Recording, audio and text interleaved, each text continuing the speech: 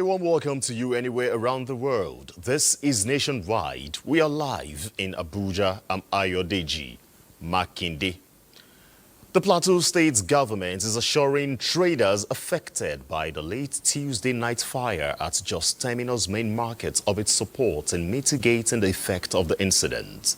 The State Commissioner for Information and Communication, Joyce Lawyer Ramnap, gave this assurance after inspecting the level of damage. NTA and Abuja reports. That led to the destruction of properties worth millions of naira. The Plateau State government expressed deep sadness and sympathy over the incident, describing it as a devastating blow to the state's economy and share in the grief of those that suffer losses. After inspecting level of damage, the state government is calling on all market stakeholders to work together in prioritizing safety and implementing necessary measures to avoid recurrence of such incidents. We will meet with the traders to get the details of what has happened, the number of shops that are the possible ways that we can come to the aid of the victims of this unfortunate inferno. One of the major mandate of the Federal Fire Service is to create awareness, fire safety awareness. So we go to markets, we go to public places to sensitize people on how to be fire safety cautious. The fire incident is the third since 2002, when fire destroyed the Jos main market, adjudged to be the largest in West Africa. Since then, efforts to rebuild the market has not been successful in Jos. Nigerian and Abuja, NTA News. Now let's connect with India in Jos out there, because this surely is a huge loss as at this time of the year. Nobody wants to lose anything at any point in time. Sometimes it becomes inevitable. But tell us, how are the traders taking the assurances from the state government?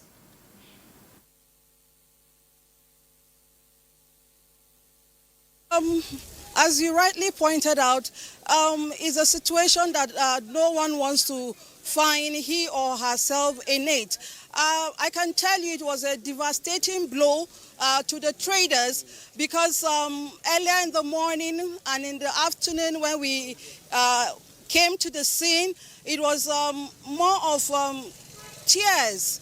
And, you know, with the traders counting their losses, which is running into millions of naira. However, the area earlier on was quite rowdy, I can tell you. I'm sure from the report you saw, you will see the crowd. But the vicinity has been cordoned by security agents, and some of them are patrolling the area to maintain law and order. Earlier on, the chairman of the Jos North Local Government Council, John Christopher, who where the market is under his purview, also had an on-the-spot assessment of the market, of the bond market, and like you heard from the report, the state government, the local government, everybody is quite saddened by the situation. He reassured them that he's going to reach out to relevant agencies and in collaboration with the local government to see how they will mitigate the plight of the victims. Terminal's market is quite a huge place to be out there based on its economic significance to the state. Surely India will expect things to get back into shape as quickly as possible. Thanks for your contribution. Away from Jos, President Bola Tinubu congratulates Alhaji Aliko Dangote, the president of Dangote Group, on his appointment to the World Bank's Private Sector Investment Lab, a body tasked with promoting investment and job creation in emerging economies.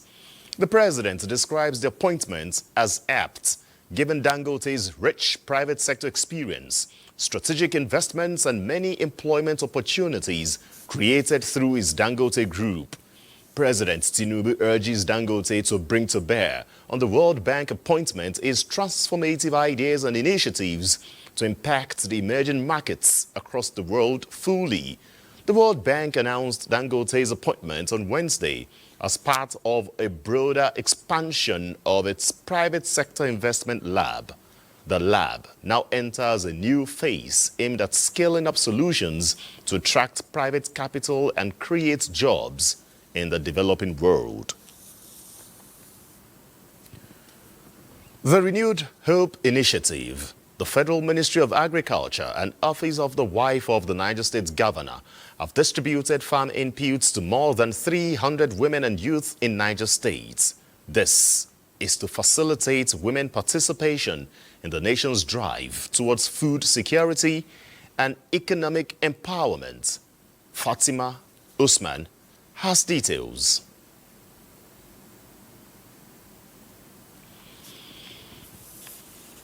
Udu is a woman with disability from Mariga local government area of Niger State who prior to now grows rice and maize to enable her take care of her immediate needs. I'm very grateful to Nigeria. There are many others just like her in the categories of widows, unemployed youths and school children, among others, whose stories are about to change owing to the initiative. They gave me fish and the materials to use to start. Well, I want to start so that at least I'll start eating what I buy from the market. They was implement. I was going to lead them to farm. I will start from somewhere. I intend to sell some more chicks and then bring more to my farm. This particular intervention differs as not only crops, fertilizers and pesticides were distributed, but vegetable seedlings in the likes of tomatoes and peppers, livestock starter packs, day-old chicks and goats alongside their feeds, and feeding implements were also distributed. We are strengthening every link in the chain of food production. We are also extending a hand of opportunity to our women and youths who have faced barriers to accessing agricultural support. To monitor, support and celebrate the progress towards ensuring the objectives of the Renewed Hopes Initiative is achieved. In Mina, I am Fatima Usman, NTA News. Moving on to a bit of education, the federal government has announced a 110 billion naira investment towards enhancing the study of medicine, dentistry, pharmacy and nursing in 18 universities across the country. It is in a move to improving education and healthcare in Nigeria. This is coming from the Minister of Education, Maruf Tunji Alausa, while inaugurating a ministerial committee on TETFund High Impact Intervention Project for medical schools rehabilitation across the 6 geopolitical zones. Alausa said the TETFund High Impact Intervention Project is a direct response to the need to upgrade and expand the facilities in Nigerian medical schools, ensuring that they are equipped with the latest technologies and resources.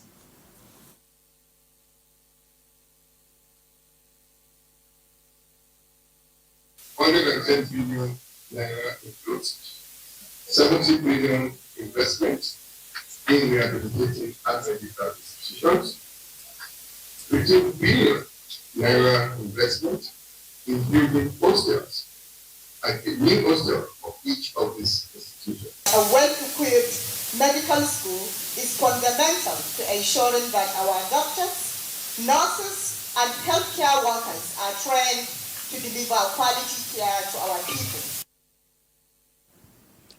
The 12-member committee is chaired by Professor Suleiman Alabi, chairman of the Association of Provosts of Colleges of Medicine.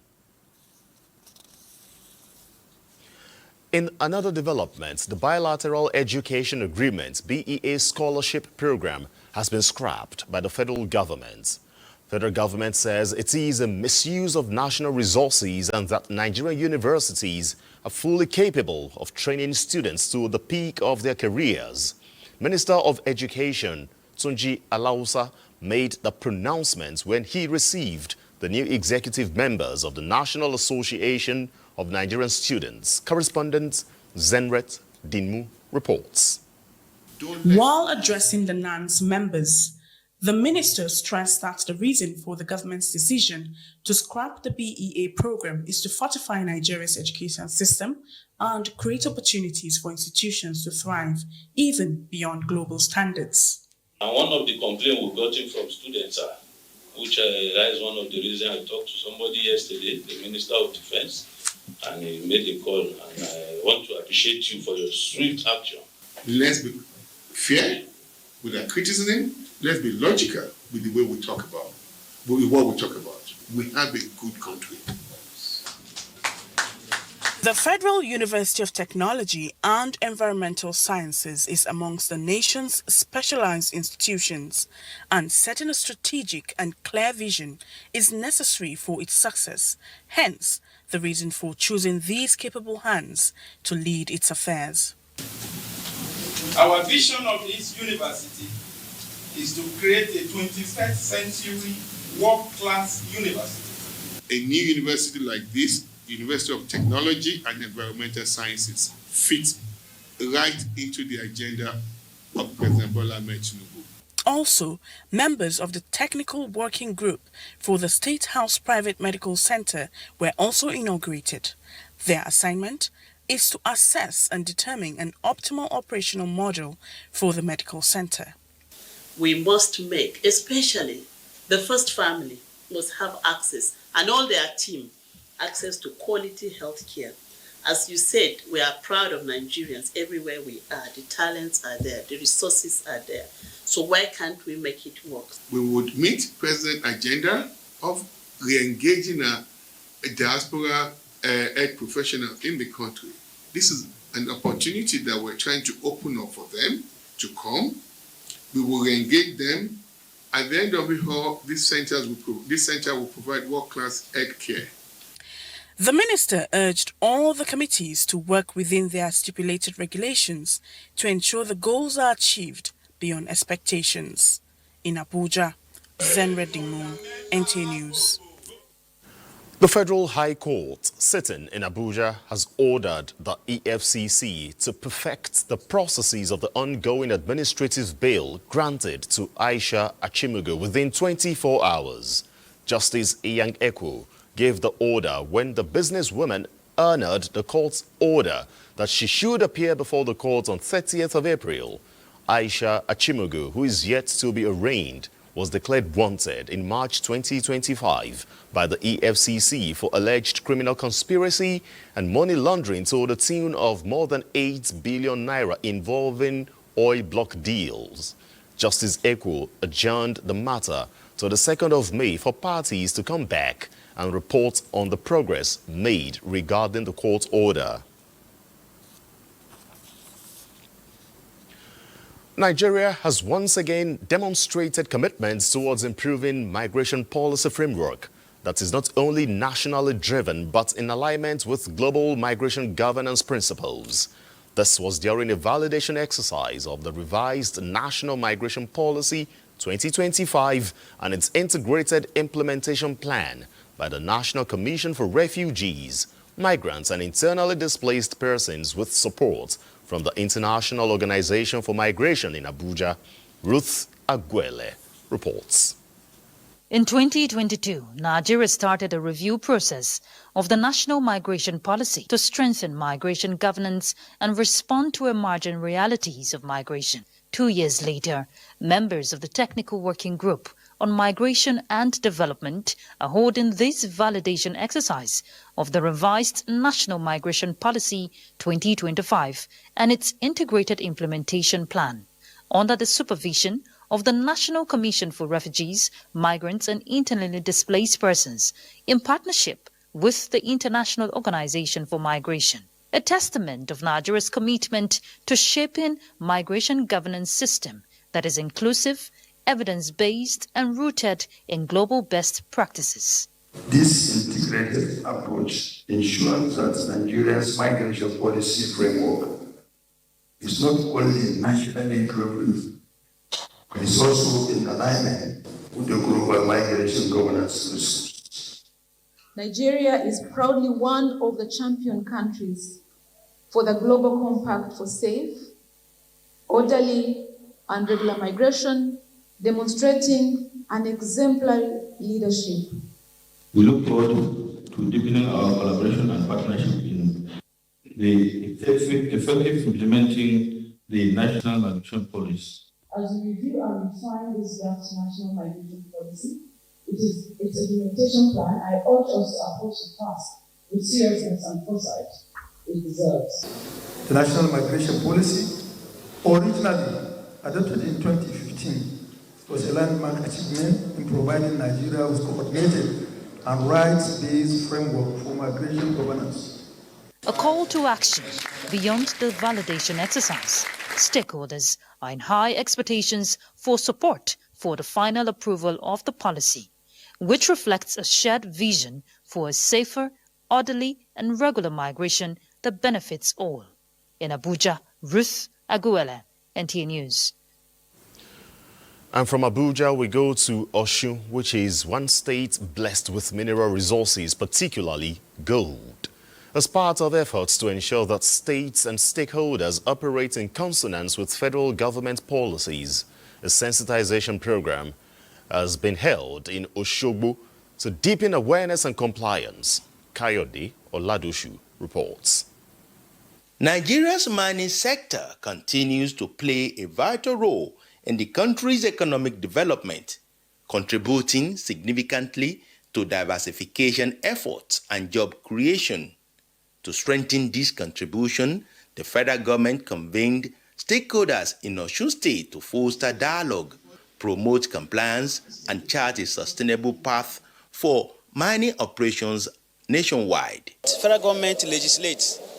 Mining is in the exclusive list, but yet federal government cannot do it all. So government needs the collaboration of critical stakeholders. The best is that we should cooperate and follow the rules and guidelines that has been put in place. If you are trying to follow the direction of the Honorable Minister now, it's either you use your license or you lose it.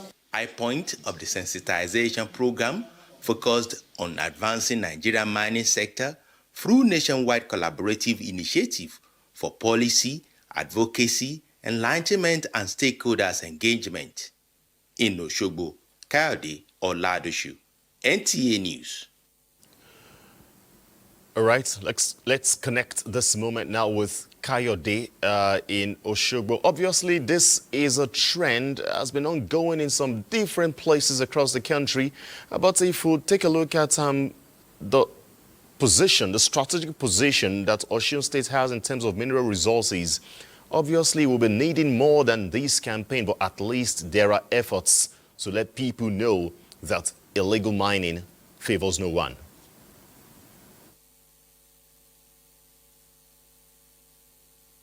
It is a known fact that Nigeria is endowed with a lot of mineral resources widely distributed in all the states of the country, giving opportunities for mining industries and industrial revolution through the sector.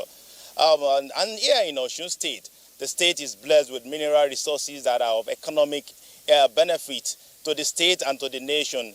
Natural resources such as gold, talc, granite, tin stone, columbite, and clay. These natural resources have brought about different economic development to the state.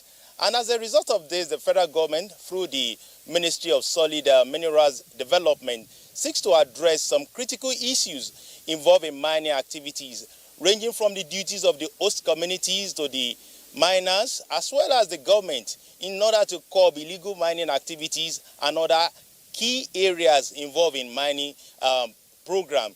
This sensitization program, which involves the miners, host communities, and the state government, created a broader national initiative by the federal government to strengthen the partnership, bridge a communication gap, and ensure that government policies on mining activities are not only understood, but collective responsibility by stakeholders across the mining value chain. And this step, Osun State and other states involved in mining can become a model that will make the mining sector more transparent, investor-friendly, community-sensitive, and globally competitive. One critical issue on the part of the Osun State at the program is that it was made known that the state government representative at the program, that the Osun State is working with federal government guide by making sure that there is reduction in environmental degradation caused by mining activities, and also involving the stakeholders at this gathering. We create opportunity for government to find lasting solutions to illegal mining and other unadvantaged environmental degradation caused by mining activities in every mining site. Well, that's detailed, Kayode, there to really tell us are the efforts really ongoing to spread the message against the activities of illegal mining, the damages it will do to the environment, and for those who actually have licenses to put it into use for the economic development, not only of Osun State, but that of Nigeria. Thank you so much for your contribution.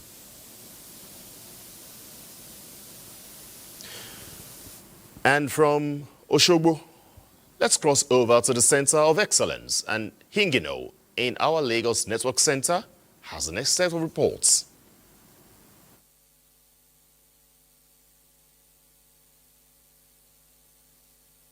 Thank you, Ayodeji. Substandard products running into billions of naira have been seized and destroyed by the Standards Organization of Nigeria, SON. Director General and Chief Executive Officer of the organization, Ifeanyi Chukwunonso Okeke, said the destruction is a firm reminder to all stakeholders that SON will continue to ensure that substandard goods do not have a place in Nigeria. These products are a clear definition of deception. Though they look good, they are substandard. Stuffed tires, cables, steel doors, and spark plugs, all produced for unsuspecting consumers. What this importer has brought in is purely substandard, and we don't want Nigerian consumers to be shortchanged. One can only imagine the havoc they would have caused. Successfully found their way into the market, but all thanks to the Standards Organization of Nigeria, SON, for swiftly swinging into action by seizing and destroying the products. We have officers whose job is to carry out surveillance monitoring. You understand? So those officers go around, we collaborate from the point of importation, because we are connected to the server of the customs, the trade portal, which is the nicest. So we carry out this investigation even from the point of documentation. Public safety, consumer protection, and promotion of fair trade practices in Nigeria is a priority for the SON. Hence, the destruction of any product that does not meet the required and approved standard for the Nigerian market and consumer. Now talking security, the Nigeria Police says it is committed to collaborating with organizations, agencies and institutions both locally and internationally to enhance its capabilities to tackle crime effectively. The Nigeria Police Force, known for its role in preventing crimes, apprehending offenders, maintaining law and order, as well as protecting lives and property within its area of responsibility, is actively working with organizations, sister agencies, and institutions to combat crime through a multifaceted approach, which includes intelligence gathering and community engagement. This was emphasized when the Nigeria Police Force Lagos Command hosted a delegation of the National Institute of Security Studies, NISS, that is keen on empowering individuals with advanced skills in intelligence management, strategic leadership, and national security. We look at what is more contemporary to deal with, and here we come about non-state actors in Africa, issues, challenges and prospects for peace and development. The Commissioner of Police, Olorundare Jimoh Moshood, emphasized the importance of collaborating with security and safety agencies to create public awareness. Deploy crime prevention and control strategies in place to ensure that we are there before, if you are out before the criminal, you'll be able to prevent a lot of things. But if the criminal are housed before you, then it will take a lot of energy for you to rake them in. The Nigeria Police Force says it remains open to collaborations with stakeholders and institutions such as NISS to strengthen ties on national security. In Lagos, Adejoke Odeka, NTA News. That's it from Lagos. Nationwide will continue with Udwak in Benin after this break. Nationwide on a network service of the NTA. Welcome to Benin. A troop of the 4th Brigade Nigerian Army has uncovered a building at First Bank Estate, Awesome Garden along Benin Sapele Bypass in Ipoboka local government area of Edo State, which serves as operational base for some fraudsters. Goodluck Enani reports that the brigade commander, Brigadier General Ebenezer Oduyebo, who led the exercise, confirmed the arrest of 31 suspects and recovery of some high-tech electronic gadgets. Acting on credible information available to the troops, a raid was carried out, leading to the arrest of 31 suspects, including the lady, who claims to be a girlfriend to the leader of the group. Items recovered include a Toyota vehicle, smartphones, laptops, and ATM cards. Others are cash, pot of shrine, festive items, and other valuables. Preliminary investigations revealed that some of the suspects and victims were lured by the syndicate leader, who is now at large, with the false pretense of securing a lucrative job for them, and were housed in a building to carry out kidnapping, robbery, cybercrime, amongst other nefarious activities. Investigations also revealed that the suspects and the victims, who are from different parts of the country, have been in the building between 1 to 2 years against their wish, without free exits. Find out who their master is. They say it's one Mr. Malvins. Obviously, what he's doing is he kidnapped or deceived people that they were coming for employment in Edo State. And when they get to Edo, they will lock them up. So some of them have been in that house for more than 2 years. Some of them for 1 year, 8 months. Some of them up to 8 months. Some of them 4 months. The suspects and some of their victims narrated their levels of involvement. You are doing fraud there. John of the house called me. He said, my check will take that before your house. Now we take go there. All the money we had all collect for there. The law is like 60 tickets. I don't really know about all these people there because there's another passageway for me to always enter the room. Arrested suspects and items recovered have been handed over to the Economic and Financial Crimes Commission, Edo State Command, for further interrogation and prosecution. Meanwhile, Commander 4 Brigade had commended the troops of the brigade and other collaborating agencies for their resilience and commitment to fighting crime in Edo State. In Benin, Goodluck Enani, NTA News. And still talking security, the Edo State Police Command, in collaboration with other security agencies, has arrested a crime suspect and recovered arms following bush-combing operations in Benin City. Bukola Orobusi reports that the Commissioner of Police, Monday Abonika, assured Edo residents that the command has put in place proactive measures to tackle insecurity in the state. Led by the Commissioner of Police, Monday Agbonika, the Nigerian Security and Civil Defense Corps, Edo Security Corps, Forest Security and Hunters invaded the alleged evil forest at Ohosu along Benin-Lagos Road for a bushcombing operations. In the process, some kidnappers were dislodged. One suspect was arrested and a single barrel gun was recovered, one live cartridge and a cell phone. It will send the right message to the suspects, the hoodlums.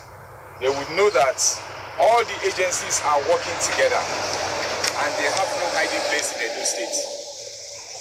they will know that it is no more business as usual in Edo State. The governor of Edo State, Monday Okwebolo, who is actually interested in the security of the state, and he's very supportive. Whatever we want to do, he approves and he supports it. CP Agbonika said their effort is to give the farming populace confidence to go back to their farms and also to push criminals away from the states. We hope that the members of the communities will now have confidence and they can now go back to their farms knowing that they have the backing of the security of the state. The command says the suspect is currently under investigation and the bushcombing exercise will be sustained. In Benin, Ifeoma Okafor, NTA News. And that's it from Benin. It's back to Ayodeji in Abuja for continuation of Nationwide. Thank you so much, Udwak. Back here, Nigeria is now an associate member of Global Cross-Border Rules Privacy Forum after a strategic meeting between the Nigeria Data Protection Commission and the U.S. mission in Abuja. Now, this erodes the network of African Data Protection Authorities Conference, which is also slated for the FCT, the report. From attaining a defined legal framework, regulation and enforcement to becoming the chair, Network of African Data Protection Authorities, NADPA, and now drawing the attention of the United States mission, Nigeria is strategic in this new digital economic system.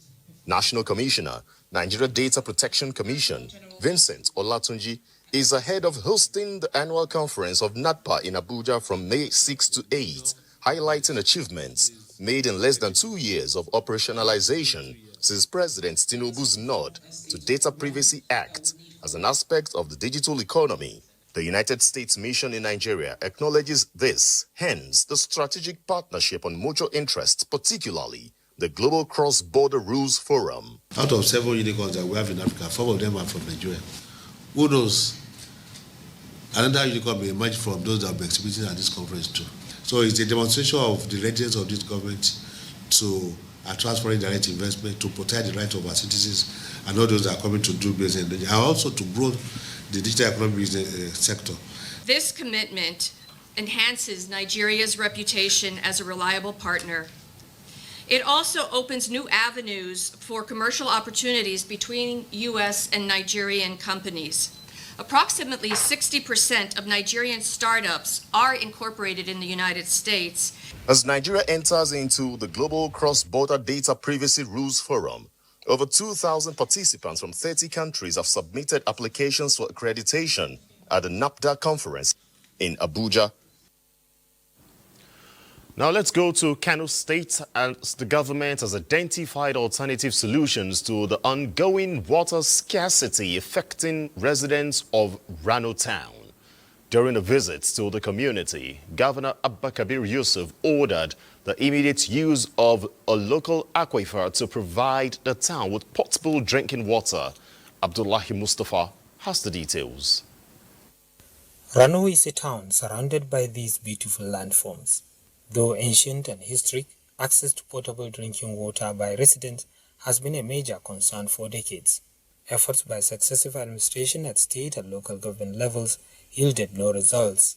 In search of an alternative solution, Kano State Ministry of Water Resources discovered an old quarry in which water is gushing out of an aquifer. During a visit to the area, Governor Abba Kabir Yusuf expressed satisfaction with the development and directed the commissioner in charge of the ministry to ensure that work commence as soon as possible.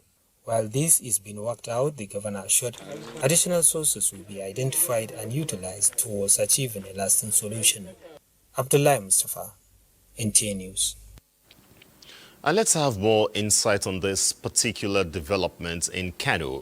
Let's join Abdullahi Mustafa. Yes, the governor has given the directive that an aquifer should be used to at least provide potable water to residents of Rano. What other new thing do we need to know?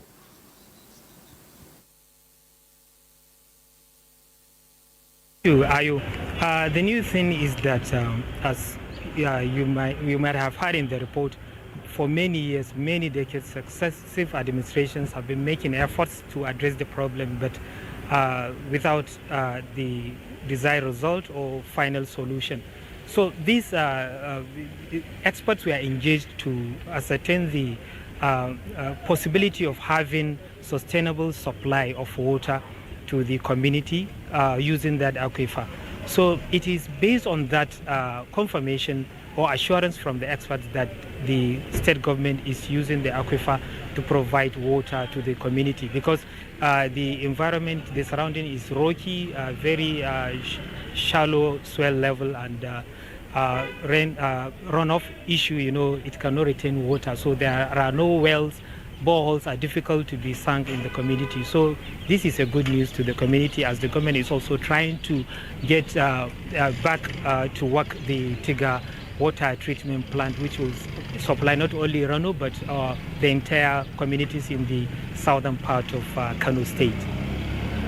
Abdullahi, what level of guarantees do we have about the safety of the process? And how healthy would this be, so that in the process of trying to provide potable water, we don't actually degenerate into some unnecessary diseases again? Yes, that was part of the instructions given to the Commissioner of Water Resources by the governor while on the site. He said they should use all necessary measures to ensure that the water provided to the community is clean, because that site was a quarry for years. People were using it to mine gravels for building, for construction purposes. So the dust and there could be some unwanted materials that could cause health concerns to the community, as you rightly pointed out. So he gave him that instruction that it should be a clean, a potable drinking water that should be used like any other reliable source, like the one they are providing from the Tiga treatment plant. That is, all the chlorination, the purification process should be adopted in that interim, and that the arrangement is interim, because the main solution is coming from the Tiga regional water supply scheme. Well, Abdullahi Mustafa, I'd like to thank you for the update and the assurances of the process to ensure that potable water returns to Rano. Thank you once again. Now let's cross over from Kano and go over to the seat of Caliphate, which is our next stop on Nationwide, for more reports.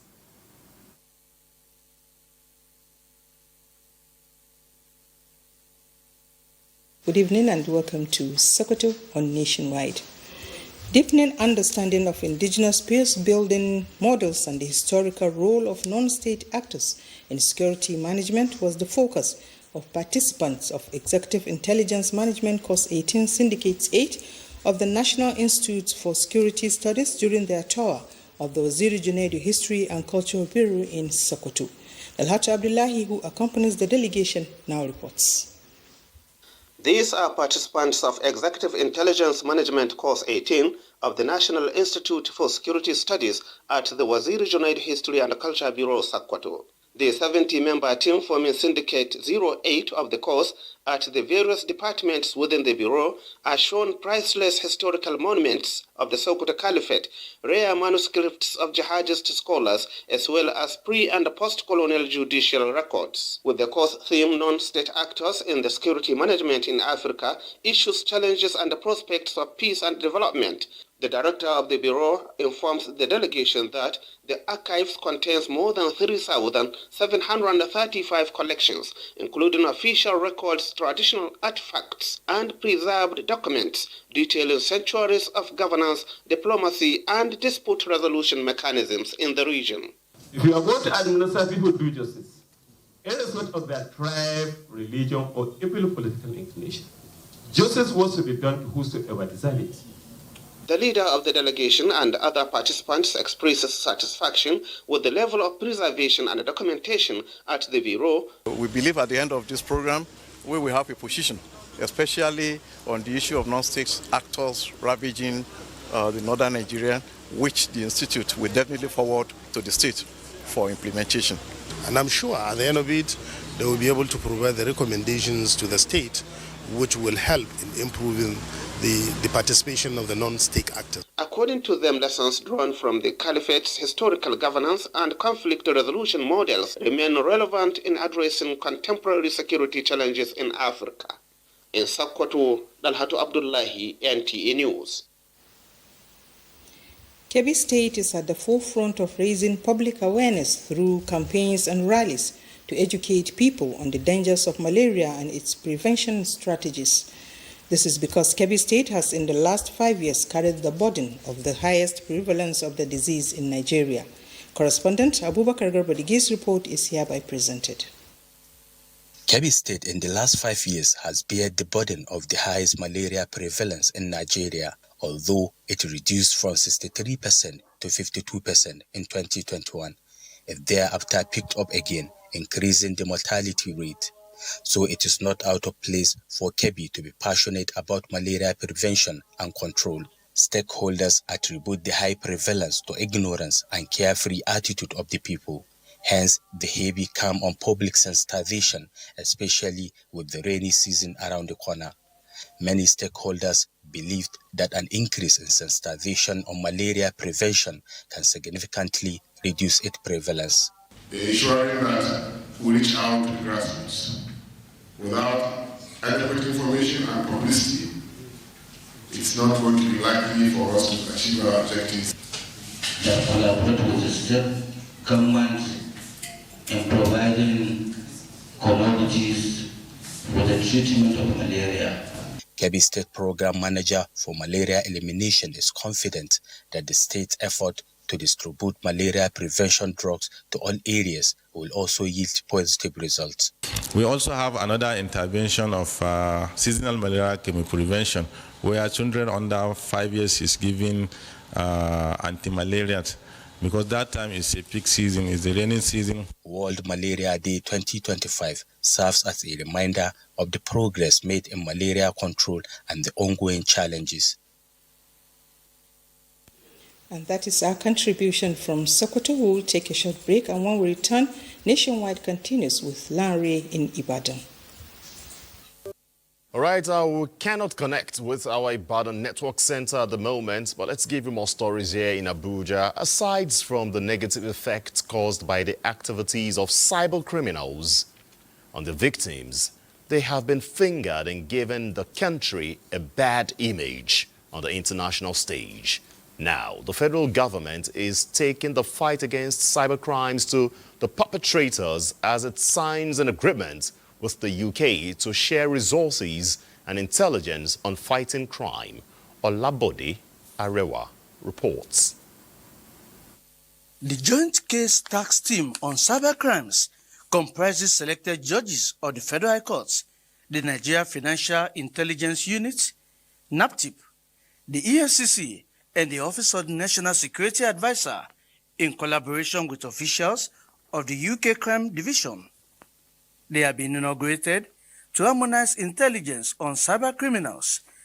Cybercriminality has assumed international dimension using platforms like cryptocurrency and business email compromise, and the Federal Ministry of Justice is coordinating efforts to score to them. To Nigerians, we are building a system that will protect you, defend your right, and bring cyber criminals to justice, or you take justice to them. But we know that this is an initiative which will help support the tackling of cybercrime, will help bear down on criminals, and will add value to the Nigerian government's approach to crime. Cybercrime remains one of the most complex and rapidly evolving security challenges of our time. The Joint Case Team has already commenced its work. In Abuja, Olabode Arewa, NTA News. And now we can connect with our Ibadan Network Center. And Lanre, what has the next set of reports will serve us from there? Your DG, and welcome to Ibadan. sequel to the outbreak of a tomato pest, Tetula absoluta, tomato Ebola, that is ravaging tomato production in Nigeria. Federal government has directed agricultural research institutes to develop high-yielding, pest-resistant crop varieties in tandem with President Bola Tinubu's Renew Hope agenda, aimed at enhancing food security in the country. The Minister of State for Agriculture, Senator Aliyu Sabi Abdullahi, gave the directive at a one-day walking visit to the National Horticultural Research Institute in Ibadan. Wasiu Rahul has details.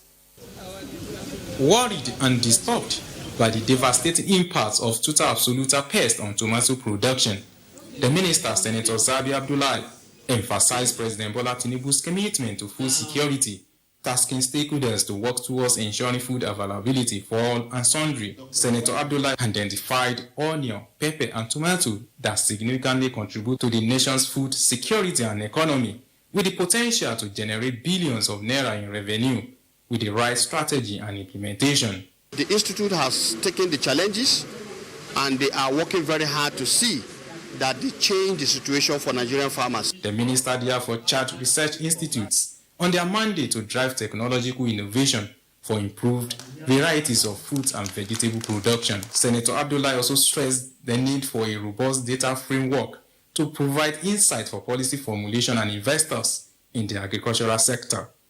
Earlier, NAHEalth Executive Director, Professor Atanda Mohammed, highlighted the Institute's achievements and assured the Minister of proactive measures to address the challenges raised. NAHEalth released 2 varieties of tomato varieties and also another 2 varieties of aromatic lettuce. The Minister later toured the new biotechnology office and other facilities, noting their potential to enhance the nation's food security and agricultural productivity in Ibadan. Wasiu Rahul, NTA News.